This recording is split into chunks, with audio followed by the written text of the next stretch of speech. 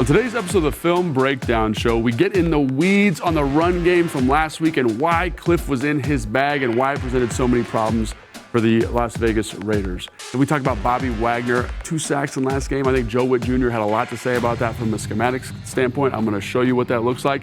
And then from there on, it's all about the Falcons. Offense, defense. They like to heat you up. They like to play man coverage. And we talk about their playmakers. We got to watch out for that guy, Bijan Robinson. It all starts right now.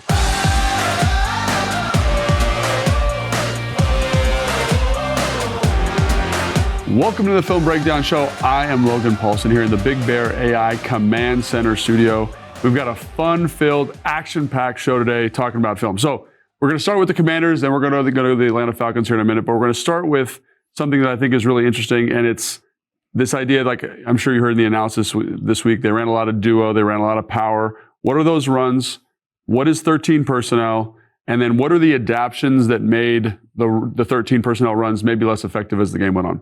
So we're going to start. This is early in the game. So 13 personnel, here we go, is this. We got 3 tight ends. 3 tight ends and 1 running back. So that's what it is. The first digit is the back. The second digit is the number of tight ends. So if I said 11, it would be 1 back and 1 tight end, meaning there's 3 wide receivers on the field. Okay, so let's talk about duo. So duo is basically power with no puller. So on the back side of this run, you're going to block out. You're going to block out. And then on the front side of the run, we're looking for combinations. So double team, and then we're going to here we would call this probably duo kick, but we're going to go through, he's going to kick, and then these double teams are going to go back across the ball. And the important thing here, if you're a high school offensive coordinator or something, is you see how they have good angles going back to those blocks as opposed to going vertically up the field. It lets them really sit the double teams and stay on them and really move these down players here. So right now, though, the Las Vegas Raiders' response is to get in what I would call a 25 front. So when you hear these 25 front, 55 front, odd front, even front, all we're doing is we're just describing the defensive line spacing. So the defensive lineman, this is a linebacker, defensive end, defensive tackle, defensive tackle, defensive end.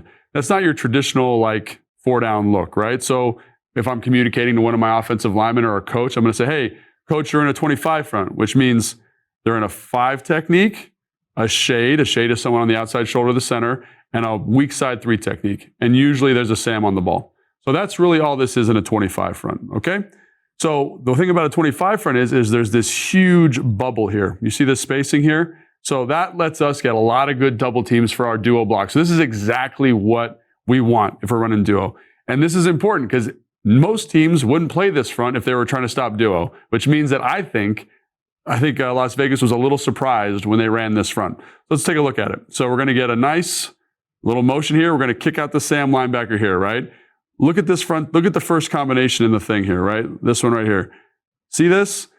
Because he's in a shade, the tackle and Trent Scott, the big tight end, can be on the double team. Ben Sinnott does a good job helping on the outside. He doesn't need to because that's his guy right there, but I can help a little bit. And then the thing that really makes this go is watch the patience of Josh Connerly here, man. He does an outstanding job on this. We're going to keep our shoulders nice and square, punch, and then watch his ability to redirect to this block at the last possible second. Go across, boom. You see how we've ensured the hole? And then we've got the runner, Bill Krosky-Merritt, up to the unblocked player, who in this case is number 22, the corner. That's the goal, right? Bring your own blocker for the running back, get up on the corner. Excellent job, right? And he did this all day, right? Make the unblocked guy miss, fall forward for a couple more yards. Really nice job all around. But you see how the front that they're in makes it easier to run duo, and you see how the 13 personnel kind of messed the spacing up here for the Las Vegas Raiders. Okay, so now this is an adjustment they made later in the game. So this is them. So now it's the same formation, right? But what's different about this? Now they're in a 55 front. So a 55 front means Sam on the ball. In this case, it's a strong safety. It's Jeremy Chin. We're going to play a 5 technique, but now we're going to play a 3 to the front side, and we're going to play a shade to the back side, okay? This little delightful spacing over here makes it impossible to get double teams, right? Because if I want to get a double team here, I have to go here on the double team, and now look at the angle Max Crosby has to get through this gap. It's crazy. And having been this guy before in my career, I hated blocking duo and power versus 55 fronts because this player, the defender, has the advantage, especially when it's a guy like Max Crosby. So this is the adjustment. They did a great job. We get the double team down. Excellent job by Trent Scott here. I understand the front spacing. I'm going to take a nice flat angle across this. Boom. Push my hat. Push it flat, right? And see how we're able to create this void here. Great job by Connerly and Wiley here on that combination. And then this is special now. This is special because the other thing that happens is oftentimes in these 55 fronts, the combination will get picked, right? Because this guy's going to penetrate down. He's going to pick the tackle. But watch our guy Connerly here. He does get picked. You see him? I stay engaged. I lose it for a second, but I can refit and I can make the running back right. See how Bill's running out? He feels Connerly's hat here. He feels this inside hat. I'm able to wind it back in here. Great job by the back. And I think this is a really good illustration of, even though the Raiders made an adjustment to the 13 personnel, that's tough to block, the back does a good job of making the offensive line right. This is when we talk about backs elevating the run. And then I think you see the kind of grit of the offensive line here, how they're all fighting, working, continuing to stay on blocks. I mean, look at Biotish here, right? There's a bunch of guys. Let's look at Ben Sinnott. Look at Connerly. We just talked about him. Look at Biotish. Like, look how they work so hard to stay engaged because they know the back can make them right. I think that's big time. Even Chris Paul, man, he kind of loses this block, but look at him run, stay connected, get that contact. Like, that's, to me, what makes a good run game. Getting the back to the line of scrimmage, and then we're going to work. We're going to run our feet. We're going to stay connected and finish these things off. So I think even though the Raiders adjusted, there was a lot of really good stuff from an effort standpoint, backs, offensive line, that made the thing go. All right. Logan. Yes, Jason. Right. How are Producer you? Jason here. Jason. I'm going to ask you some questions because I'm not as knowledgeable about football as you are. Yep. I'm just a guy. Yep. That's why they call me Jack Jason. So my just a guy question is, you're talking about Max Crosby here and what Trent Scott does. Can you explain to me why this isn't a hold? Because a part of me sees how that arm's wrapped and goes, oh, that's a hold all day. But explain to me why a ref wouldn't throw a flag. So I think that's a really good question. And it is a little bit beauty in the eye of the beholder when it comes to holding call. To me, again, as a guy that got a lot of holding calls in his career and a guy that did this block a lot, I am not restricting him. He's trying to get through, but my body pressure is the thing that's keeping him flat. I'm not holding him in the gap. He's through the gap, but I'm pressing his hip to create that horizontal wash. So if I were bad with my feet, I think that's another thing. Look at his feet. How his feet, he's able to stay square on it. If my feet were behind it and I was turned kind of facing the sideline and my arm was across the chest, that's probably where the holding call comes. So I think that's a really good question. And I think it's just like a good holding call or a bad holding calls come when we have bad feet. And I think our guy Trent Scott does an excellent job with his feet here, right? Look at, he takes a nice flat first step. And then we're going to get our hat across the bow of Crosby here, hat across the bow, and we're going to just wash that thing nice and flat. Really well done. And again, great job by the back making everybody right there. Okay. So you're saying the arm of Crosby's not deterring him from getting to where he wants to be. Correct. The arm of Scott is not deterring him, right? Yeah, it's like he's through the gap. His body's through. But the reason he doesn't make the tackle is because Trent Scott does a great job of keeping that pressure on, just washing him by the hole. It's a really nice job. This is a really hard block, really nice job by Scott, actually. Thank you, Logan. Teach me more. Yeah, no doubt. All right, so now let's talk a little bit at the defensive side of the football. And this on the defensive side, like one of the things that stuck out to me was Bobby Wagner and his sacks. And everyone says, oh man, Bobby Wagner did such a good job. And Bobby Wagner did do a good job. But I think Joe Witt Jr. also deserves a ton of credit. So let's talk about why. So I think we've talked about this on a previous show, but basically we have to decide which is the slide side of the protection and which is the man side. So usually offenses will say, we want to send the slide, so send the center to the known rushers and man this. So we have a clear view, for the back, okay? And we don't want the back to have to pick anybody up. So I think this is really smart. So what we did is we put 1, 2, 3, 4 guys, 2 of which to me are in blitzing kind of postures here. And we say, okay, now because of our defensive formation, and I think also the fact that Frankie Louvu's over here, we have to send the offensive slide in this direction, okay? What does that ensure? That ensures one-on-ones over here. We got one-on-one, we get another one-on-one, and then we get a one-on-one with Bobby on the back, right? So watch this. I think they're going to send the slide to the offensive left here. Slide goes over, and they even made it a 4-man slide. And what I mean by a 4-man slide is watch this guard. He's going to come with the slide, right? He's going to come with the slide, and we really ensure that Bobby has a ton of grass to work with here. And I think one thing Bobby showed last year, kind of probably much to everyone's surprise, is I'm a really good blitzer and I can beat a back one-on-one. So great job by Joe Witt ensuring we get good one-on-one matchups. We talk about that all the time with pass rush. We want guys that can win one-on-ones, and it's nice when you have a linebacker that can consistently beat a back in pass protection. So watch, he's going to come up here. This is the patented move. He loves this. See how we're going to get the back to stop his feet? We're going to keep our shoulders square, and then we're going to pull through with our left hand as the back ducks his head, create this pressure, and then we're going to finish on the quarterback. Hang on to that leg now. Hang on. Little gator roll there, get him on the ground. So great effort by Bobby, no doubt. Really awesome to watch. But the design and the structure of this is really the thing that makes it to me, because you're ensuring that you get that, right? And that's what football is. It's like you're just trying to tip the deck in your player's favor as much as possible and let the big dog go hunt. And Bobby does that at a really high level on this play. So it's really cool to see. Love it.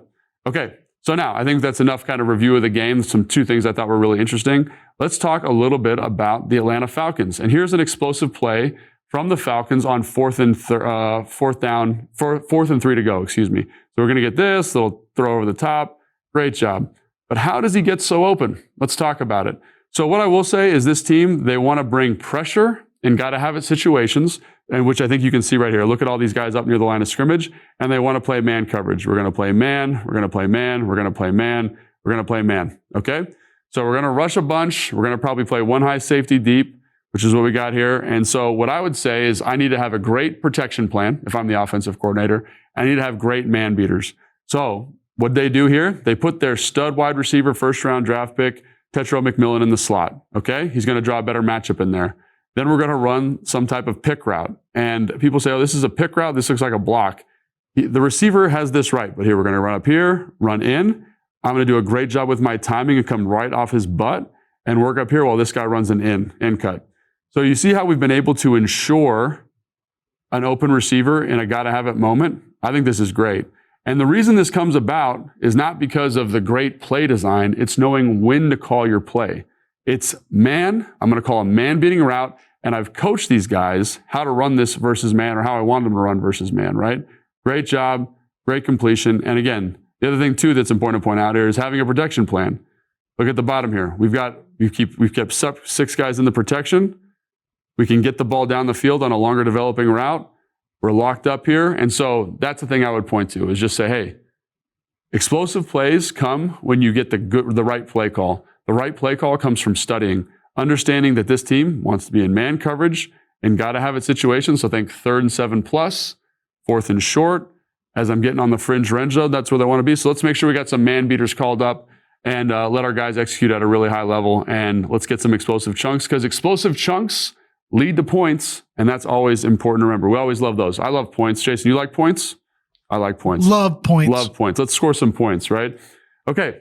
So this is the next one. And I think this is just, again, we talked about Joe Witt Jr.'s blitz design, right? And how that was so important in the last cut up, or the one where Bobby got the sack. This is really smart defense. And this is where you got to really dot your I's and cross your T's as an offensive line coach and as an offensive coordinator. So they're going to bring a pressure here. Let's talk about it real quick. And this is the perfect pressure for this look. And you say, man, they got lucky with this call. And I say, no, they made their own luck here. So what did they do? So basically they put 3 bigs over here. 1, 2, 3. 3 bigs are on the left of the offensive left of the center. So now as a defensive coordinator, I've dictated that the slide has to go this way. We have to go this way because we block bigs on bigs. The other thing is they blitz this guy so much, they almost treat him like a big. So check it out. We're gonna go away from the slide. We're gonna drop this guy out. Great. The center can't wind back because he doesn't see it and he's not supposed to. We pinch this guy across the guard's face. We rush this guy outside, and now we get 2 guys on the back, and he can't be right. This is the fatal flaw of pass protection. 2 to the back is terrifying, right? There's ways around it. You can put the back on the other side. You can put him over here and have him cross protect, right? There's a bunch of different ways to handle it. You can run a full slide and have the back off the edge, and you'll pick up one of those secondary blitzers. But this, as a defensive coordinator, is what you're exactly looking for, right? I want 2 on 1 guy and get a free runner to the quarterback and get a hit on our guy. So what I'd say is, like we talked about, in gotta have it situations, they want to run pressures and they want to run man coverage, right? So what is my plan if they do run this? So we talked about you can make it a cross protection from over here. You can free release the back because now you've got nobody covering him because they're counting on you keeping the back in. But those are all things that have a little bit of risk associated with them. It's just about which tool you want to use in the correct situation. Talk to me about this guy right here, this alignment number 0. He is 0. right on top of my guy right there. What is that doing to the offensive line? So if that's this guy, number 0 right here, if he were to line up on, like, let's say right here, if I'm the center, my antenna's got to go up. The most dangerous rushers now are on the right side. So I might send the slide to the right. And if you look at this, if I send the slide to the offensive right here, they're going to be picked up, right? Because the guard would block this guy, the center would be here, the guard would have eyes here, so it'd be kind of like a double team, like double team here to this guy. This guy's locked up. This guy's dropping out, right? So we are picked up because if this number 0 lines up on the other side of the center. So that's where you see these alignments being so important. Like, see how he's intentionally hiding over here, right? So that the center doesn't say, hold up, or the quarterback doesn't say, hang on, guys, we need to go Ron here. Let's send a Ron. Send everybody the other way, because if the slide goes the other way, they're picked up. Everything's fine. They don't get 2 to the back, which is the ultimate goal of this protection, right? So I think, so if I'm Kliff Kingsbury this week, and I'm talking to Jaden, and I say, look at this guy right here. What is this guy doing? He's obviously blitzing. Where is he blitzing? He's probably coming across the ball. Let's just send the slide that way, right? And trust that number 11 is going to drop out. And if you do send the slide that way and he doesn't stunt over that way, then what? So this is a really good question. So in a slide with the back, let's say this they sent the slide this way, right? So in this, the offensive line is going to slide this direction, right? Boom. So they basically have the 4 most dangerous rushers in this direction, okay? If they're not used, right, the back has everybody else, right? So usually this number 0 would be like right here. So they'd be sliding to 0 in that number 2 location there, right? If, what was the question again, Jason? Like if 0, instead of going to the left or offensive right, stays where he is and loops in here.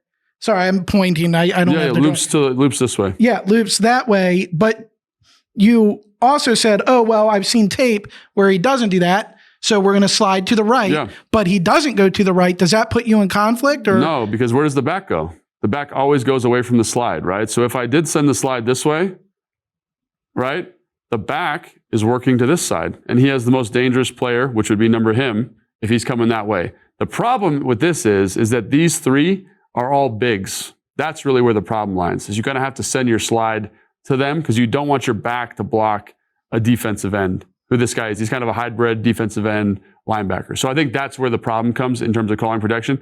And honestly, this is the fun thing about this, is these are the conversations that offensive line coaches have every week, right? Versus our 5-man pro, how do we pick this up? Versus our 6-man pro, how do we pick this up? Do we need to go 7-man pro? Do we need to have a hot route? Like all those things, these are conversations, these are tools that I'm throwing down to see if we can solve this problem and still let us throw the football the way we want to throw it, right? So that's why this is where the games are won and lost, in that Wednesday or Thursday pass protection install meeting where we talk about blitz patterns. Because if we can get a good solution to this and they're boned, or we give it to the quarterback, let's say we go in the dummy count and we know who's coming, he can switch the slide and get us all targeted correctly, they can't win. And that's the fun part about this opportunity. So that's, again, this is where I like nerdy stuff. I'm on the sideline. I'm looking at this in detail because, like, what's the plan? What did Kliff come up with? What did Coach Johnson come up with? Because if you have a good solution, you remove all the teeth from this defense on 3rd down. Okay. Thank you, Logan. Teach me more. Yeah, no problem. All right, here we go. So let's go. Let's talk a little about Michael Penix, right? Michael Penix is a guy that I think is extremely talented. And earlier in the game, the Panthers ran this look where everybody's up at the line of scrimmage and it looks like man coverage. And he got absolutely obliterated. It was, again, the same thing. It was 2 to the back, right? He didn't see it and got absolutely smoked. Watch his body language here. Watch his body language. He's like, I've seen this before. I know what we're doing. Let's get this ball out of my hand really quick. However, oh no, I'm wrong. They dropped out into basically a cover 2. They're going to go here, here. I'm going to be a flat player. I think he drops into a half. He goes to half, something like that, right? But they're dropping into a zone coverage here. He's going to the middle. He's going over here. Boom. He's going here. These are all hook players. Flat, flat, flat, right? That's your cover 2. And look at him, how he gets so befuddled by this, right? Oh my gosh, where should the ball go? I try to throw the screen. Look at this, man. The dig is open. If you trust it and get the ball out, they got an opportunity for a big play here, right? But because I think this is the thing about him. Like I said, they showed this look earlier. He says, oh, I know what you're trying to do. You're trying to heat me up. But he's wrong. I think if you can disguise some of these coverages like this, and one thing Joe Wood Jr. has done a great job this whole season is disguising coverages at a high level, I think you can get this kind of response from Michael Penix, where it's like, oh no, I've done the wrong thing. Now what's my solution? And again, this is part of that same pass protection conversation we just had for the Commanders. Because you don't want to go through all these protection looks and then get the wrong thing and they're dropping out and the quarterback's all frazzled because we call the hot route, right? This is the crux of it. Can I disguise it? Can I trick him? Can I make him second guess his decisions? Because if I can, you can get a guy who's going to throw incomplete passes when guys are coming open. Like, he never says, oh, is he really coming open? If he's going to run this dig here to this spot here on the field, this grassy spot right here, I think he's open. If he puts a little air on this thing, look at that right there. Coming into this grass, the ball would come right through there. That's where the ball would go. Now, why not that player clearing out? Because this is a dagger concept. Yeah. You've explained this to me 100 times. So immediately my thought as a Jag is like, throw it to, who is that? I don't even know who that is. That's clearing out there. Number 1, I think it's Mooney. Mooney? Yeah. Why not just loft it to him? That looks like a sure touchdown. So explain to me the dagger concept real quick. So dagger concept is a dig and a clear, right? So you're going to get a through here, and then you're going to get a dig in right behind it. And everyone says, this happens all the time with people who aren't in the install meeting, is they say, oh, that guy's open, they should throw it. This, while being number 1 on the progression, never gets thrown unless it's 2-man. So this is not 2-man. This is just regular cover 2, okay? So the quarterback knows, and the reason you do that is because you don't want them chasing ghosts on this, spending too much time on this throw, because it's very rarely there. If it's cover 1, it's not there. Most of the time in cover 2, it's not there because this guy's got to match, this guy has to match the vertical. So he's not going to be there all the time. So we just try to take some of the learning out and say, hey, we're throwing the dig no matter what. Dig to check down. So dig is 1, check down is 2. Okay, make it nice and simple for the quarterback in these medium to long down distances, right? So here we go, come up. He should definitely throw this dig. It's not 2-man, right? Not 2-man. This ball should be out.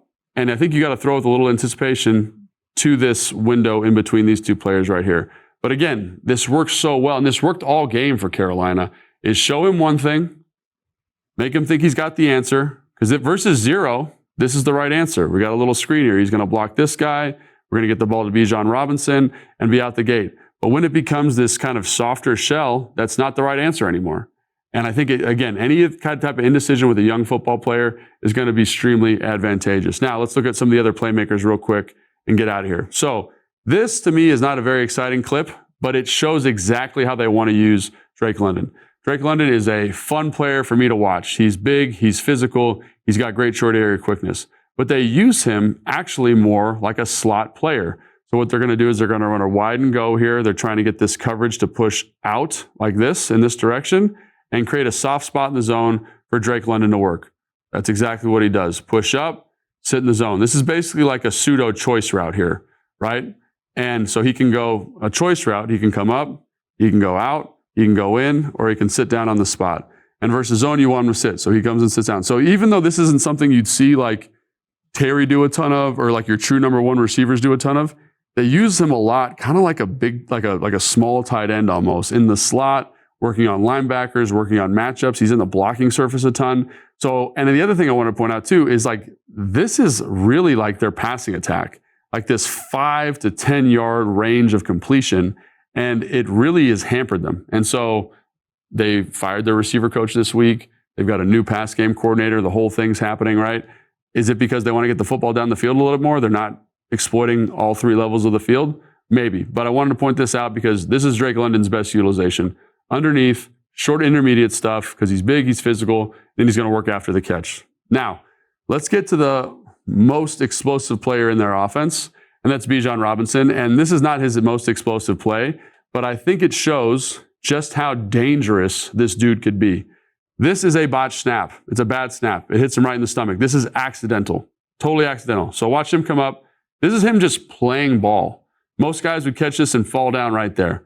He comes up here, shakes the absolute garbage out of this player, right? Then we're going to come up here, and I don't know how this dude misses this tackle. I mean, bad tackle for him, but shakes the heck out of that guy too. He is a dangerous weapon with the ball in his hands.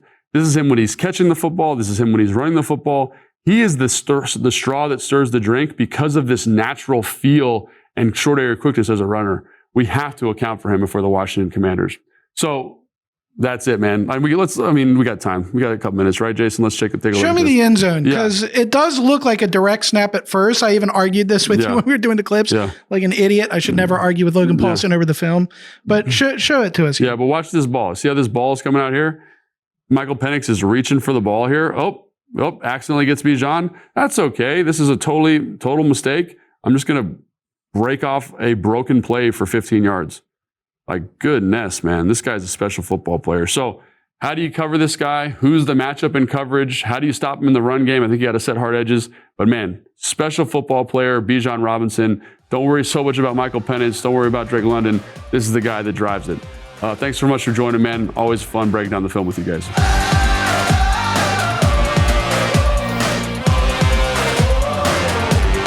This show was filmed at the Big Bear AI Command Center studio. Big Bear AI offers mission-ready AI for our rapidly evolving world, proudly protecting the Washington Commanders and its fans.